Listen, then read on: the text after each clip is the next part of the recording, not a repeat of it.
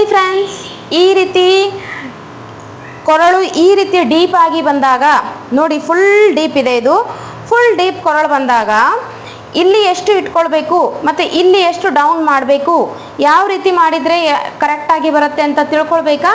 ಬನ್ನಿ ಈಗ 40 size measurement blouse ಯಾವ ರೀತಿ ಕಟಿಂಗ್ ಮಾಡೋಣ ಮತ್ತು ಎಲ್ಲಿ ಎಲ್ಲಿ ಏನೇನು ಮೆಜರ್ಮೆಂಟ್ ತೊಗೊಳ್ಬೇಕು ಅಂತ ಫುಲ್ ಡೀಟೇಲ್ ಆಗಿ ನಾನು ನಿಮಗೆ ಹೇಳ್ತೇನೆ.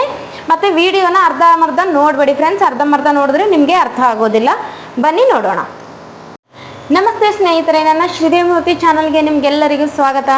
ಫ್ರೆಂಡ್ಸ್, ಇವತ್ತು ನಾನು ನಿಮಗೆ ಡ್ರೆಸ್ ಕಟಿಂಗ್ ಹೇಳ್ಕೊಡ್ತಾ ಇದ್ದೇನೆ. 40 ಸೈಜ್ ಚೆಸ್ಟ್ ಇರೋ ಡ್ರೆಸ್ ಯಾವ ರೀತಿ ಕಟಿಂಗ್ ಮಾಡೋದು ಮತ್ತು ಡೀಪ್ ನೆಕ್ ಇಟ್ಟಾಗ ಯಾವ ರೀತಿ ಅದನ್ನು ನಾವು ಶೋಲ್ಡರ್ ತೊಗೊಳ್ಬೇಕು ಅಂತ ಹೇಳಿ ಫುಲ್ ಡೀಟೇಲ್ ಆಗಿ ಹೇಳ್ತಿದ್ದೇನೆ. ಸ್ಕಿಪ್ ಮಾಡಬೇಡಿ ಫ್ರೆಂಡ್ಸ್, ಸ್ಕಿಪ್ ಮಾಡಿದ್ರೆ ನಿಮಗೆ ಅರ್ಥ ಆಗೋದಿಲ್ಲ. ಸೊ ಸ್ಕಿಪ್ ಮಾಡದೇನೆ ನೋಡಿ, ನಿಮಗೆ ಪೂರ್ತಿಯಾಗಿ ಅರ್ಥ ಆಗುತ್ತೆ. ಸೊ ಈ ರೀತಿ ಕಟಿಂಗ್ ಮಾಡಿ ನೀವು ಒಂದ್ಸಲ ಸ್ಟಿಚ್ ಮಾಡಿ ನೋಡಿ ಫ್ರೆಂಡ್ಸ್, ತುಂಬ ಚೆನ್ನಾಗಿ ಬರುತ್ತೆ. ಬನ್ನಿ ಈಗ ಕಟಿಂಗ್ ಯಾವ ರೀತಿ ಮಾಡೋದು ಅಂತ ತೋರಿಸ್ತೇನೆ.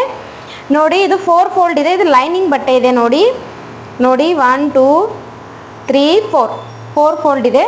ಸೊ ಈ 4 ಫೋಲ್ಡ್ ಇದು ಓಪನ್ ಇರೋ ಭಾಗ ನಾನು ಆ ಕಡೆ ಮಾಡ್ತಿದ್ದೇನೆ, ಮತ್ತು ಇದು ಯಾವುದು ಕ್ಲೋಸ್ ಇದೆ ಅಲ್ಲ, ಈ ಭಾಗ ನನ್ನ ಕಡೆ ಮಾಡ್ತಾ ಇದ್ದೇನೆ ಫ್ರೆಂಡ್ಸ್. ಸೊ ಈಗ ಮೊದಲು ನಾವು ಡ್ರೆಸ್ಸಿನ ಉದ್ದಳತೆ ತಗೊಳ್ಳೋಣ ಫ್ರೆಂಡ್ಸ್. ನನ್ನ ಡ್ರೆಸ್ಸಿನ ಉದ್ದಳತೆ ನೋಡಿ, ಇಲ್ಲಿ ನನ್ನದು ಬಟ್ಟೆ ಫುಲ್ ಕರೆಕ್ಟಾಗಿದೆ. ಸೊ ಹಾಗಾಗಿ ನಾನು ಏನೂ ಸಹ ಕಟಿಂಗ್ ಮಾಡ್ತಿಲ್ಲ, ಕರೆಕ್ಟಾಗಿರೋದ್ರಿಂದ ನಾನು ಇದೇ ಇಟ್ಕೊಳ್ತಿದ್ದೇನೆ. ಸೊ ನೋಡಿ, ಈಗ 40 ಸೈಜ್ ನನ್ನ ಡ್ರೆಸ್ ಉದ್ದ ಇರೋದು 39 ಫ್ರೆಂಡ್ಸ್. ನನ್ನ ಡ್ರೆಸ್ ಉದ್ದ 39 ಇದೆ.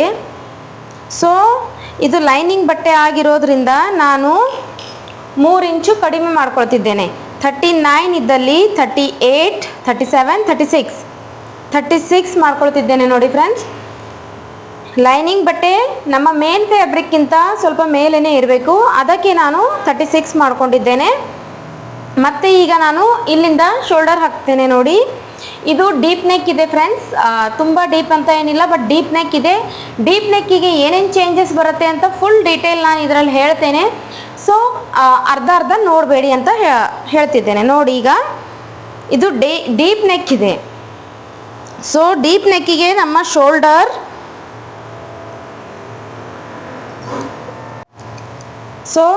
ಈಗ ನೋಡಿ, ಮೊದಲಿಗೆ ನಮ್ಮ ಡ್ರೆಸ್ ಕಟಿಂಗ್ ಸ್ಟಾರ್ಟ್ ಆಗೋದು.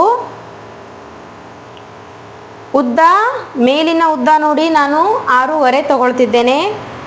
6.5 ನಂತರ ಇಲ್ಲಿ 13.5 ತಗೊಳ್ತಿದ್ದೇನೆ.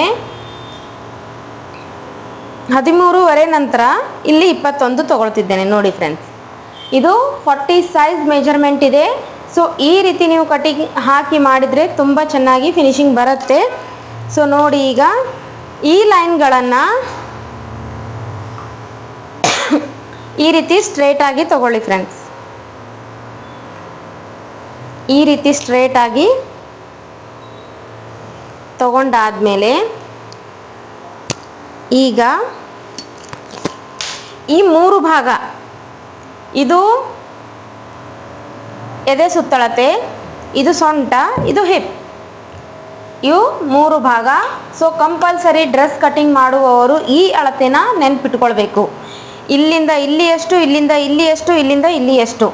ಸೊ ಇದು ನೀವು ಕರೆಕ್ಟಾಗಿ ನೀವು ಅರ್ಥ ಮಾಡಿಕೊಂಡ್ರೆ ನಿಮ್ಮ ಡ್ರೆಸ್ ತುಂಬ ಚೆನ್ನಾಗಿ ಬರುತ್ತೆ. ಓಕೆ, ಈಗ ನೋಡಿ, ನಾನು ಮೊದಲು ಶೋಲ್ಡರ್ನ ಹಾಕ್ಕೊಳ್ತೇನೆ. ಶೋಲ್ಡರ್ 5.5 ತಗೊಳ್ತಿದ್ದೇನೆ ನೋಡಿ ಫ್ರೆಂಡ್ಸ್. 5.5 ತಗೊಂಡಿದ್ದೇನೆ. ಶೋಲ್ಡರು ಡ್ರೆಸ್ ಇದೆ ಆದರೂ ಸಹ 5.5 ತಗೊಂಡಿದ್ದೇನೆ. ಸೊ ಡೀಪ್ ನೆಕ್ ಇದೆ ಅಲ್ಲ, ಅದಕ್ಕೆ ಅಂತ. ಮತ್ತು ನಮ್ಮ ಚೆಸ್ಟ್ 40 ಇದೆ. 40 ಇರೋದ್ರಿಂದ ಇಲ್ಲಿ ನಾನು 10 ನೋಡಿ 10 ತಗೊಂಡಿದ್ದೇನೆ. ಸೊ ಈ ಕಡೆ 1.5 ಎಕ್ಸ್ಟ್ರಾ ಮಾರ್ಜಿನ್ ತಗೊಂಡಿದ್ದೇನೆ. ನಮ್ಮ ಸೊಂಟ 17.5 ಇದೆ ಫ್ರೆಂಡ್ಸ್. ಸೊ 17.5ಯ ಅರ್ಧ ಭಾಗ 8.5 ಮೇಲೆ 2 ಪಾಯಿಂಟ್. ಓಕೆ, 8.5 ಮೇಲೆ 2 ಪಾಯಿಂಟ್ ನಮ್ಮ ಸೊಂಟ. ಇಲ್ಲಿಂದ ಸಹ 1.5 ಎಕ್ಸ್ಟ್ರಾ ಮಾರ್ಜಿನ್. ಮತ್ತು ನಮ್ಮ ಹಿಪ್ ಬಂದು 21 ಇದೆ. ಸೊ ಹಿಪ್ 21 ಇದ್ಮೇಲೆ 10.5 ಬರುತ್ತೆ, 10.5. ಓಕೆ, 10.5 ಹಾಕೊಂಡ್ಮೇಲೆ ಈ ಕಡೆ ಮತ್ತೆ 1.5 ನಾನು ಎಕ್ಸ್ಟ್ರಾ ತೊಗೊಂಡಿದ್ದೇನೆ. ಸಾರಿ, ಈ ಕಡೆ 1.5 ಬೇಡ, 1 ಇಂಚ್ ಎಕ್ಸ್ಟ್ರಾ ಆದರೆ ಸಾಕು. ಆಯಿತಾ, ಈ ಕಡೆ 1 ಇಂಚ್ ಆದರೆ ಸಾಕು. ಈಗ ನೋಡಿ, ಈ ರೀತಿ ಇವುಗಳನ್ನು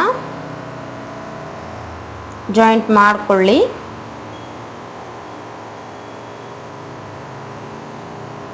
ಇವುಗಳನ್ನು ಜಾಯಿಂಟ್ ಮಾಡ್ಕೊಂಡಾದ್ಮೇಲೆ ಇಲ್ಲೊಂದು ಲೈನ್ ಹಾಕೊಳ್ಳಿ ಫ್ರೆಂಡ್ಸ್. ಈಗ ಇಲ್ಲೊಂದು ಲೈನ್ ಹಾಕೊಂಡ್ಮೇಲೆ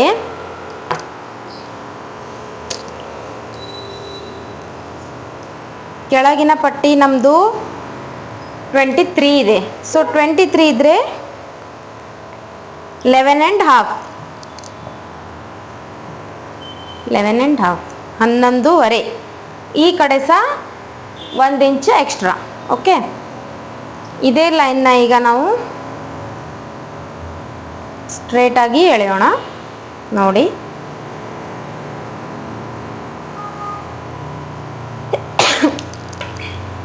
ನೋಡಿ ಫ್ರೆಂಡ್ಸ್, ಇದು ಡ್ರೆಸ್ದು ಫುಲ್ ಬಾಡಿ ಮೆಜರ್ಮೆಂಟ್ ಇದೆ. ಸೊ ಬಾಡಿ ಮೆಜರ್ಮೆಂಟ್ ಆದಮೇಲೆ ಈಗ ಶೋಲ್ಡರ್ ಕಡೆ ಬರೋಣ. ಸೊ ಶೋಲ್ಡರ್ ಕಡೆ ನಾನು ಯಾಕೆ 5.5 ತೊಗೊಂಡೆ ಅಂತ ಹೇಳಿ ಈಗ ನಾನು ನಿಮಗೆ ಫುಲ್ ಡೀಟೇಲ್ ಆಗಿ ಹೇಳ್ತೇನೆ. ನೋಡಿ,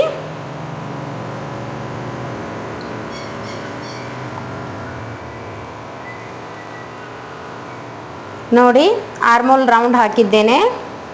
ಸೊ ಇಲ್ಲಿಂದ ಆರ್ಮೋಲ್ ರೌಂಡ್ ಹಾಕ್ತಿದ್ದೇನೆ. ನೋಡಿ,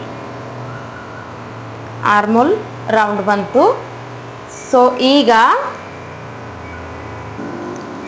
ಆರ್ಮೋಲ್ ರೌಂಡ್ ಆದಮೇಲೆ ಫ್ರೆಂಡ್ಸ್, ಇಲ್ಲಿ ನಾನು 1/2 ಇಂಚ್ ಶೋಲ್ಡರ್ ಡೌನ್ ಮಾಡ್ತೇನೆ. ನೋಡಿ, ಸೊ ಈ ರೀತಿ ನಮ್ಮ ಶೋಲ್ಡರ್ ಡೌನ್ ಆಗತ್ತೆ. ನೋಡಿ, ಈ ರೀತಿ. ಓಕೆ, ಈಗ ನಾನು ನೆಕ್ ಪಾಯಿಂಟ್ ತಗೊಳ್ತಿದ್ದೇನೆ. 2ರ ಮೇಲೆ 2 ಪಾಯಿಂಟ್, 2ರ ಮೇಲೆ 2 ಪಾಯಿಂಟ್ ಅಷ್ಟೇ ನಾನು ನೆಕ್ ಲೈನ್ ತಗೊಳ್ತಿದ್ದೇನೆ. ಇದು ಬ್ಯಾಕ್ ಸೈಡ್ ಇದೆ ಫ್ರೆಂಡ್ಸ್, ಬ್ಯಾಕ್ ಪಾರ್ಟ್ ಇದೆ. ಸೊ ಈಗ ನೋಡಿ, ನಮ್ಮ ನೆಕ್ ಇರೋದು ಬ್ಯಾಕ್ ಪಾರ್ಟ್ 6, ಇಲ್ಲಿ ನೋಡಿ 6 ಇದೆ. ಡೀಪ್ ಅಂತ ಹೇಳಿದೆ ಅಲ್ಲ, ಸೊ ಇಲ್ಲಿ ನಾನು ನಿಮಗೆ ಈಗ ತೋರಿಸ್ತೇನೆ ಎಷ್ಟು ಡೀಪ್ ಇದೆ ಅಂತ ಹೇಳಿ. ಸೊ 3.5 ಮೇಲೆ 2 ಪಾಯಿಂಟ್ ತೊಗೊಂಡಿದ್ದೇನೆ. ನೋಡಿ ಫ್ರೆಂಡ್ಸ್, ಇಲ್ಲಿಂದ 3.5 ಮೇಲೆ 2 ಪಾಯಿಂಟ್, ಇಲ್ಲಿ 2ರ ಮೇಲೆ 2 ಪಾಯಿಂಟ್. ಓಕೆ, ಇದನ್ನು ಈ ರೀತಿ ರೌಂಡ್ ಮಾಡಿಕೊಂಡು ಆಮೇಲೆ ನೋಡಿ, ಸೊ ಇಲ್ಲಿ ಡೀಪ್ ಬರೋದು, ಇಲ್ಲಿ ಡೀಪ್ ಬಂದಿದೆ ಅಂತ ಹೇಳಿ ನಾನು ಇಲ್ಲಿ ಶೋಲ್ಡರ್ನ ಕಡಿಮೆ ತೊಗೊಂಡಿದ್ದೇನೆ ಫ್ರೆಂಡ್ಸ್. 40 ಸೈಜ್ ಇರೋದಾದರೂ ಸಹ ನಾವು ಇಲ್ಲಿ ಕಡಿಮೆ ತೊಗೊಳ್ಬೇಕಾಗತ್ತೆ ಕಂಪಲ್ಸರಿ. ಯಾಕೆ ಅಂದರೆ ಇಲ್ಲಿ ಡೀಪ್ ನೆಕ್ ಆಗಿದೆ ಅಲ್ಲ, ಅದಕ್ಕೋಸ್ಕರ. ಓಕೆ, ಈಗ ಯಾವ ರೀತಿ ಕಟಿಂಗ್ ಮಾಡೋದು ಅಂತ ತೋರಿಸ್ತೇನೆ. ನೋಡಿ, ಈಗ ಕಟಿಂಗ್ ಮಾಡಿಬಿಟ್ಟು ಮತ್ತು ಫ್ರಂಟ್ ಸೈಡ್ ಯಾವ ರೀತಿ ನಾನು ಇಟ್ಕೊಂಡು ಕಟಿಂಗ್ ಮಾಡ್ತೇನೆ, ಅದರಲ್ಲಿ ಏನೇನು ಚೇಂಜಸ್ ಮಾಡ್ತೇನೆ ಅದು ಸಹ ನೋಡಿ ಫ್ರೆಂಡ್ಸ್.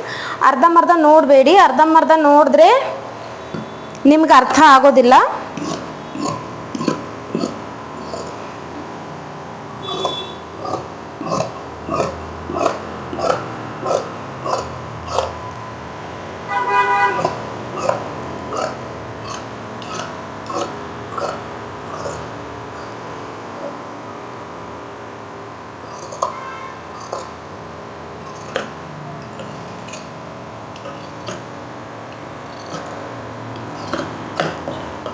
ನೋಡಿ, ಇಲ್ಲಿ ಶೋಲ್ಡರ್ ಡೌನ್ ಮಾಡಿದ್ದೀನಲ್ಲ, ಇದನ್ನು ಈ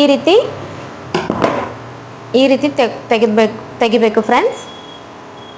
ತೆಗೆದ ಮೇಲೆ ಈಗ ನೋಡಿ ನೆಕ್ಕಲ್ಲಿ ಚೇಂಜಸ್ ಮಾಡ್ತೇನೆ.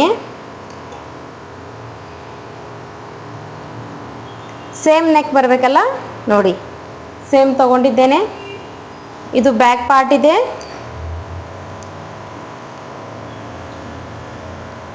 ಫ್ರಂಟ್ ಪಾರ್ಟಲ್ಲಿ 1/2 inch extra. Okay,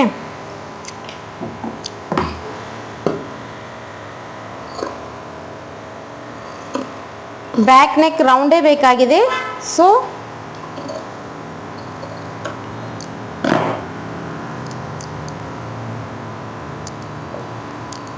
front neck ಅಷ್ಟೇನು ಡೀಪ್ ಇಲ್ಲ ಫ್ರೆಂಡ್ಸ್, ತುಂಬ ಈಸಿಯಾಗಿ ಸಿಂಪಲ್ ಆಗಿದೆ. ಬ್ಯಾಕ್ ನೆಕ್ಗೆ ತುಂಬ ಡೀಪ್ ಇತ್ತು. ಸೊ ಈಗ ಇದು ನೋಡಿ ನಾನು 5.5 ಫ್ರಂಟ್ ನೆಕ್ ತಗೊಳ್ತಿದ್ದೇನೆ. ಸೊ 3 ಮತ್ತು ಇದನ್ನು ನಾನು ಸಿಂಪಲಾಗಿ ಪಾನ್ಗಲ್ಲ ಹಾಕ್ತೇನೆ ನೋಡಿ. ಈ ರೀತಿ ನಾನು ಪಾನ್ಗಲ್ಲ ಮಾಡ್ತೇನೆ ಫ್ರೆಂಡ್ಸ್. ಇದನ್ನು ಈಗ ನಾನು ಮೇನ್ ಫ್ಯಾಬ್ರಿಕ್ ಮೇಲೆ ಇಟ್ಕೊಂಡು ಕಟಿಂಗ್ ಮಾಡ್ತೇನೆ. ಈ ಕಟಿಂಗ್ ಎಲ್ಲ ಯಾರಿಗೆಲ್ಲ ಅರ್ಥ ಆಯಿತು, ಸೊ ಪ್ಲೀಸ್ ಕಮೆಂಟ್ಸಲ್ಲಿ ತಿಳಿಸಿ. ಇದೇ ರೀತಿ ಒಳ್ಳೆ ವೀಡಿಯೋಸ್ನ ನಾನು ಹಾಕ್ತಾ ಇರ್ತೇನೆ. ಬಟ್ ನನ್ನ ವಿಡಿಯೋ ನಿಮಗೆ ಯಾವ ರೀತಿ ಅನ್ನಿಸ್ತು ಅಂತ ಕಮೆಂಟ್ಸಲ್ಲಿ ತಿಳಿಸಿ. ಹಾಗೆ ಇಷ್ಟ ಆದರೆ ಒಂದು ಲೈಕ್ ಬಟನ್ ಒತ್ತೋದನ್ನು ಮರಿಬೇಡಿ ಫ್ರೆಂಡ್ಸ್.